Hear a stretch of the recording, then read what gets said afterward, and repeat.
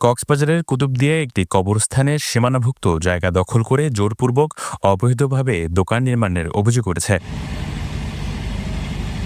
এই ঘটনায় ক্ষোভ ও উদ্বেগ জানিয়ে লেমচিখালী ইউনিয়নের পিয়ারাকাটা এলাকার বাসিন্দারা উপজেলা সহকারী কমিশনার ভূমি বরাবর লিখিত অভিযোগ দিয়েছেন। অভিযোগে নাজির হোসাইন প্রকাশ গুনুকে অভিযুক্ত করা হয়েছে। জানা যায়, খুশারপাড়া জামে মসজিদের কবরস্থানের সীমানা ঘেঁষা জায়গায় দীর্ঘদিন ধরে কয়েকটি দোকান ঘর রয়েছে। অন্যান্য ব্যবসায়ীরা মসজিদ কমিটিকে ভাড়া দিলেও আওয়ামী লীগের আমল থেকে ক্ষমতার প্রভাব খাটিয়ে অভিযুক্ত নাজির হোসেন ভাড়া না দিয়ে সম্প্রতি কবরস্থানে জায়গা দখল করে দোকান সম্প্রসারণের অভিযোগ উঠেছে। এটাই তো অভিযোগ আমাদের, যে কবরস্থানের জায়গা কবরস্থান চাই, কিন্তু ওনারা জলদস্যু সম্রাট সহ ওনারা জোরপূর্বক দোকানটা নির্মাণ করতেছে। আমাদের দাবি হচ্ছে কবরস্থানের জায়গাটা আমরা কবরস্থানকে ফিরিয়ে দিব।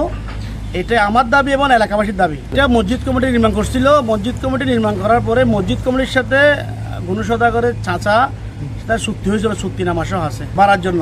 তারপরে উনি মারা যাওয়ার পর ওনার জায়গাটা দখল করে আওয়ামী সরকারের সময় 17 বছর দোকানের ভাড়া দেয়নি। ওগুলো করে দিলাম যদি নিয়ে বাইয়ে দিই তো দিয়ে ব্যবস্থা বাইয়ে অনেকগুলো বছরের জন্য দিত।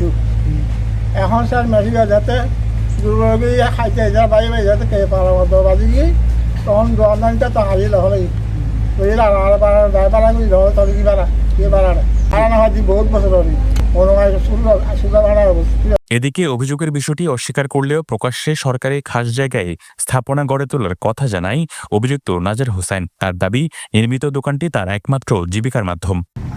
সরকারি হাট দ্বিতীয়ত আর সামনে জায়গায় না আর ওয়ারিদার ফিসের জায়গায় না আর নদে এই সরকার আর দিল আর দাদারা দিয়ে আর দাদার বাপুরে দিল। এই সরকার চালে দিয়ে ফেলাম ফকর দিনে ভাঙি দিল।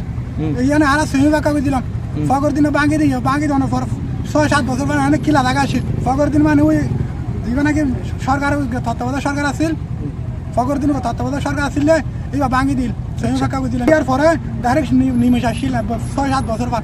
ইয়ার পর আবার বান্ধি তো 10-20 বছর। স্থানীয় প্রশাসন জানায়, অভিযোগের ভিত্তিতে 3 দিনের আলটিমেটাম দেওয়া হয়েছে।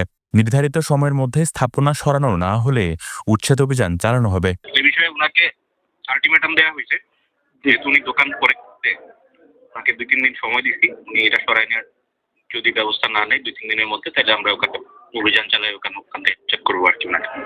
কবরস্থানের জায়গায় অবৈধ স্থাপনার বিরুদ্ধে দ্রুত প্রশাসনিক হস্তক্ষেপ চান এলাকাবাসী। News desk, Penowa.